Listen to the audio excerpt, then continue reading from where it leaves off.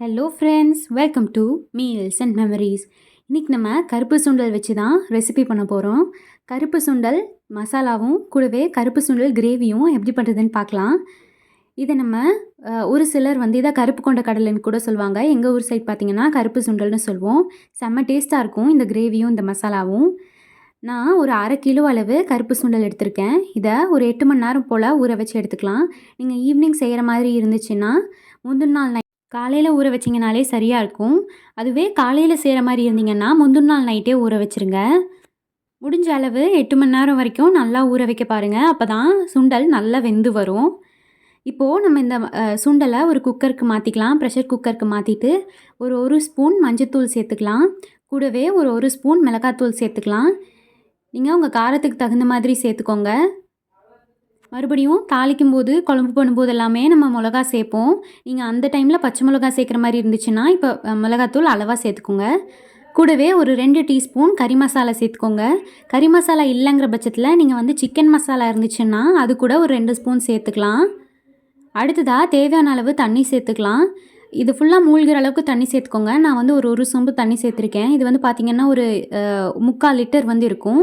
தண்ணி சேர்த்துட்டு தேவையான அளவு கல்லுப்பு சேர்த்துட்டு நம்ம இதை ஒரு 5லேருந்து 6 விசில் விட்டு எடுத்துக்கலாம். நல்ல விசில் வரட்டும். விசில் தணியட்டும். நம்ம அடுத்ததாக ஃபஸ்ட்டு சுண்டல் தாளிக்கிறது எப்படி பண்ணுறதுன்னு பார்த்துடலாம்.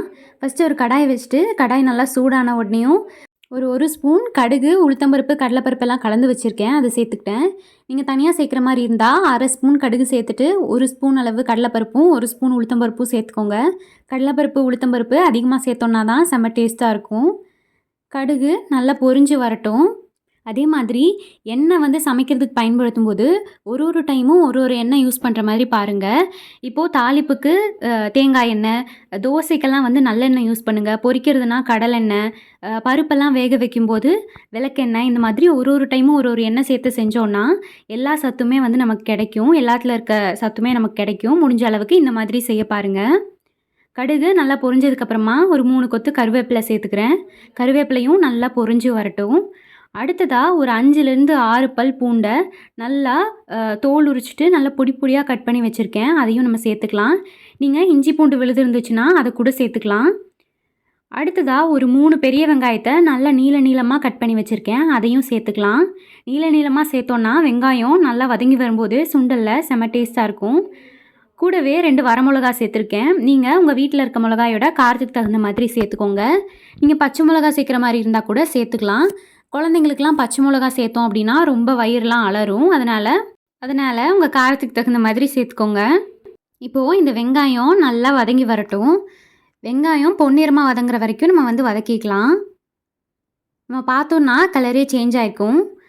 வெங்காயம் பாதி வதங்கியிருக்கும் போது நம்ம மசாலா சேர்த்துட்டோம் அப்படின்னா மீதியும் வெங்காயமும் அந்த மசாலாவும் நல்லா சேர்ந்து வதங்கி வர்ற டைம் கரெக்டாக இருக்கும். ஸோ இப்போ வெங்காயம் பாதி வதங்கியிருக்கு. நான் ஒரு ஸ்பூன் அளவு மஞ்சத்தூள் சேர்த்துக்கிறேன். நீங்கள் உங்கள் கலருக்கு வேணுன்ற மாதிரி சேர்த்துக்கோங்க. கூடவே ஒரு ஸ்பூன் மிளகாத்தூள் சேர்த்துருக்கேன். காரத்துக்கு தகுந்த மாதிரி சேர்த்துக்கலாம். ஒரு 1/2 ஸ்பூன் அளவு கறி மசாலா சேர்த்துருக்கேன். சேர்த்துட்டு கறி மசாலா இல்லைன்னா சிக்கன் மசாலா கூட சேர்த்துக்கலாம். சேர்த்துட்டு நல்லா வதக்கி விட்டுடலாம். வெங்காயம் அந்த மசாலா எல்லாமே நல்லா வதங்கி வரட்டும். அதே சமயம் மசாலாலாம் கருகிராமல் பார்த்துக்கோங்க. இப்போது நம்ம உப்பு சேர்த்துடலாம். நம்ம ஏற்கனவே சுண்டல் வேக வைக்கும் போதே உப்பு சேர்த்துருக்கோம். அதனால் பார்த்துட்டு உங்கள் தேவைக்கு தகுந்த மாதிரி சேர்த்துக்கோங்க.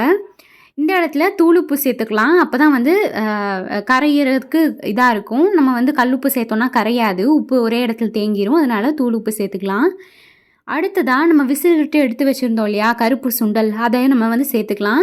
நான் பார்த்திங்கன்னா 1/2 கிலோ சுண்டல் யூஸ் பண்ணியிருந்தேன். அதில் பாதியை சுண்டல் தாளிச்சிட்டு சுண்டல் மசாலாவும் மீதி பாதியை கிரேவியாகவும் பண்ணிடலான் இருக்கேன். ஸோ பாதியை நம்ம எடுத்து இந்த வணக்கி வச்ச வெங்காயத்தோடு சேர்த்துக்கலாம்.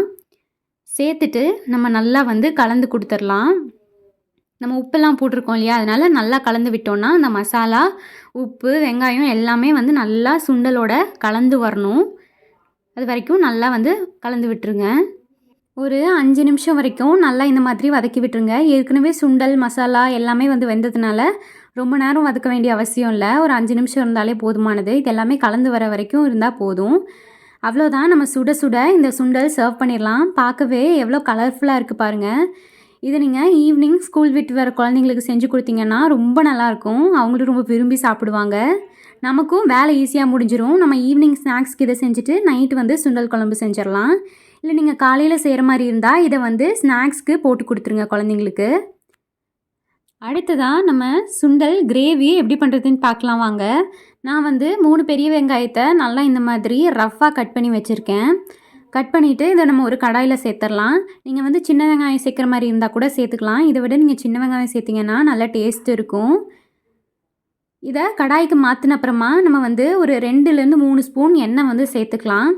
சேர்த்துட்டு நம்ம நல்லா வந்து வதக்கி விட்டுடலாம். நம்ம இதை அரைக்க தான் போகிறோம், அதனால் நம்ம ரஃப்பாக கட் பண்ணி சேர்த்தோனாலே கரெக்டாக இருக்கும். இது எல்லாம் வதங்கின அப்புறம் அதை அரைக்க போகிறதுனால நம்ம வந்து வெங்காயம் சேர்த்துட்டு எண்ணெய் சேர்த்து செஞ்சோன்னா நல்லாயிருக்கும். எண்ணெய் சேர்த்துட்டு நம்ம நல்லா ஒரு டைம் வதக்கி விட்டுடலாம், எல்லாம் கலந்து வரட்டும். அடுத்ததாக நம்ம காரத்துக்கு ஏற்ற மாதிரி மிளகா சேர்த்துக்கலாம். நான் இப்போது ஒரு 2 வரமிளகாயை உடச்சி சேர்த்துக்கிறேன். நீங்கள் உங்கள் வீட்டில் இருக்க மிளகாயோட காரத்துக்கு தகுந்த மாதிரி சேர்த்துக்கோங்க. சேர்த்துட்டு நம்ம நல்லா வதக்கி விட்டுடலாம். இப்போது இதெல்லாம் வதங்கும் போதே நம்ம வந்து சீரகம் மிளகு சேர்த்துடலாம். அப்போ தான் அதுவும் நல்லா வதங்கி வரும். ஒரு ஸ்பூன் சீரகம் சேர்த்துக்கலாம். கூடவே ஒரு 1/2 ஸ்பூன் மிளகு சேர்த்துக்கலாம். மிளகு வந்து காரத்துக்கு தகுந்த மாதிரி சேர்த்துக்கோங்க. முடிஞ்ச வரைக்கும் மிளகாயை கம்மி பண்ணிவிட்டு மிளகு சேர்த்து செய்யுங்க, இம்யூனிட்டியும் அதிகம் பண்ணும். அடுத்ததாக நம்ம இது எல்லாத்தையும் நல்லா வதக்கி விட்டுடலாம். வெங்காயம் கலர் மாறி கொஞ்சம் பொன்னிறமாக வதங்கி வரட்டும், அது வரைக்கும் நம்ம வந்து வதக்கி விட்டுடலாம். அடுத்ததாக நம்ம வந்து தக்காளி சேர்த்துடலாம். நான் வந்து ஒரு 4 தக்காளியை ரஃப்பாக கட் பண்ணி சேர்த்துக்கிறேன். நீங்கள் வந்து உங்கள் புளிப்புக்கு தேவையான மாதிரி சேர்த்துக்கோங்க. இப்போது தக்காளி அதிகமாக சேர்த்தோன்னா ரொம்ப புளிக்கிற மாதிரி இருக்கும். நீங்கள் நல்லா கறி குழம்பு மாதிரி வேணும் அப்படின்னு நினச்சிங்கன்னா தக்காளி கம்மி பண்ணிவிட்டு ஒரு 2 தக்காளி கூட சேர்த்துக்கலாம். ஏன்னா தக்காளி அதிகமாக சேர்த்தோன்னா கொஞ்சம் புளிப்பாக இருக்கும். அடுத்ததாக நம்ம வந்து பொட்டுக்கடலை சேர்த்துடலாம். பொட்டுக்கடலை பார்த்திங்கன்னா ஒரு 4 டேபிள் ஸ்பூன் அளவு பொட்டுக்கடலை சேர்த்துருக்கேன். பொட்டுக்கடலை சேர்த்தோம் அப்படின்னா தான் குழம்பு நல்லா கிரேவி திக்காக வரும் இல்லையா, அந்த மாதிரி நல்லா திக்காக வரும். நம்ம கன்சிஸ்டன்சிக்கு தேவையான மாதிரி நம்ம சேர்த்துக்கலாம். அடுத்ததாக இது எல்லாமே நல்லா வதங்கி வரட்டும். தக்காளி ஓரளவு வதங்கியிருக்கும், அப்புறம் நம்ம பொட்டுக்கடலை சேர்த்துருப்போம். இப்போ இது எல்லாமே நல்லா வதங்கி வரட்டும். இப்போ பாருங்கள் நல்லா வதங்கிருச்சு பாருங்கள். அவ்வளோதான். நம்ம இதை வந்து அடுப்பை ஆஃப் பண்ணிவிட்டு நம்ம நல்லா ஆற வச்சு எடுத்துக்கலாம். ஆற வச்சுட்டு நம்ம இது ஒரு மிக்ஸி ஜாருக்கு மாற்றிட்டு நல்லா மையை அரைச்சி எடுத்துக்கலாம். நல்லா பேஸ்ட் மாதிரி நல்லா திக்காக அரைச்சி எடுத்துக்கலாம். இப்போது நம்ம குக்கரில் விசில் விட்டு எடுத்து வச்சுருந்தோம் இல்லையா, அந்த குக்கரை எடுத்துகிட்டு சுண்டலை வேறு பாத்திரத்துக்கு ட்ரான்ஸ்ஃபர் பண்ணிவிட்டு நம்ம வந்து இந்த குக்கரை எடுத்துக்கலாம். குக்கரை நல்லா சூடான உடனேயும் ஒரு 2லேருந்து 3 ஸ்பூன் எண்ணெய் சேர்த்துக்கலாம். எண்ணெய் நல்லா காஞ்சப்புறமா நான் வந்து பூண்டை வந்து நல்லா பொடி பொடியாக கட் பண்ணி வச்சுருக்கேன். ஒரு 5லேருந்து 6 பல் பூண்டை பொடி பொடியாக கட் பண்ணி வச்சுருக்கேன். அதை நம்ம சேர்த்துக்கலாம். நீங்கள் பூண்டு தனியாக சேர்க்க விருப்பம் இல்லை அப்படின்னா வெங்காயம் வதங்கும் போதே இஞ்சி பூண்டு பேஸ்ட் இருந்துச்சுன்னா அது கூட சேர்த்துக்கலாம். கூடவே ஒரு பெரிய வெங்காயத்தை நல்லா பொடி பொடியாக கட் பண்ணி வச்சுருக்கேன், அதையும் சேர்த்துக்கலாம். சேர்த்துட்டு நம்ம நல்லா வந்து வதக்கி விட்டுடலாம். நீங்கள் வெங்காயத்தை இந்த இடத்துல பொடி பொடியாக தான் கட் பண்ணணும்னு அவசியம் கிடையாது, நீளமாக கூட கட் பண்ணிக்கலாம். அடுத்ததாக கருவேப்பிலை சேர்த்துக்கிறேன். ஒரு 2லேருந்து 3 கொத்து கருவேப்பிலை சேர்த்துக்கிறேன். நல்லா வந்து எண்ணெயில் வதங்கி வரட்டும். வெங்காயம் கொஞ்சம் பொன்னிறமாக வதங்கி வரட்டும். நீங்கள் கொத்தமல்லி தழை இருந்ததுன்னா கூட அதை கூட பொடி பொடியாக கட் பண்ணி இந்த வெங்காயம் வதங்கும் போதே சேர்த்துக்கலாம். இந்த ஸ்டேஜில் சேர்த்தோன்னா நல்லா வாசமாக இருக்கும். என்கிட்ட கொத்தமல்லி தழை இல்லாததுனால நான் கருவேப்பிலை மட்டும்தான் சேர்த்துருக்கேன். இப்போது வெங்காயம் வதங்கும் போதே கூடவே நம்ம வந்து மசாலா சேர்த்துடலாம். ஒரு ஸ்பூன் மஞ்சத்தூள் சேர்த்துருக்கேன், அப்போ தான் கலர் நல்லாயிருக்கும். இப்போது இதையும் நம்ம எண்ணெயிலேயே நல்லா வதக்கி விட்டுடலாம். மீடியம் ஃப்ளேமில் வச்சு வதக்கிக்கோங்க. வெங்காயம்லாம் ரொம்ப கருகிராமல் பார்த்துக்கோங்க. அடுத்ததாக நம்ம நல்லா பேஸ்ட் மாதிரி அரைச்சி வச்சுருந்தோம் இல்லையா, அந்த விழுதை வந்து நம்ம சேர்த்துடலாம். இங்கே பாருங்கள் நல்லா எவ்வளோ ஃபைன் பேஸ்ட்டாக அரைச்சிருக்கோம் பாருங்கள். இதையும் நம்ம சேர்த்துட்டு நல்லா வந்து கலந்து விட்டுடலாம். மெயினாக இந்த குழம்புக்கு டேஸ்ட்டே வந்து பார்த்திங்கன்னா இந்த விழுது தான் செம்ம டேஸ்ட்டு. அப்படியே நல்லா திக்காக இருக்குது பாருங்கள். இப்போது நம்ம இதை வந்து ஃபுல்லாக நல்லா கலந்து விட்டுடலாம். ஃபஸ்ட்டு இது வந்து நல்லா ஒரு 2லேருந்து 3 நிமிஷம் வரைக்கும் நல்லா கொதித்து வரட்டும். அப்புறமா நம்ம தண்ணி சேர்த்துக்கலாம். தண்ணி வந்து பார்த்திங்கன்னா நம்ம சுண்டல் வேக வச்ச தண்ணியே இருக்கும் இல்லையா, அதை வந்து நம்ம சேர்த்து வேக வச்சுக்கலாம். நம்ம சுண்டல் வணக்கும் போது நம்ம வந்து அந்த தண்ணி சேர்த்துருக்க மாட்டோம், சுண்டல் மட்டும்தான் எடுத்து சேர்த்துருப்போம். ஸோ நம்ம அந்த தண்ணி வேக வைக்கிறதுக்காக யூஸ் பண்ண தண்ணி அப்படியே தான் இருக்கும், அந்த தண்ணியை அப்படியே சேர்த்துக்கோங்க.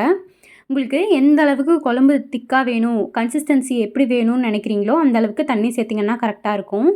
நம்ம இந்த சுண்டல் வேக வச்ச தண்ணியவே சேர்க்கறதுனால அந்த சத்தெல்லாமும் எதுவும் வேஸ்ட் ஆகாது. அவ்வளோதான். ஒரு 4லேருந்து 5 விசில் விட்டு எடுத்தோம்னா செம டேஸ்ட்டான சுண்டல் குழம்பு ரெடி.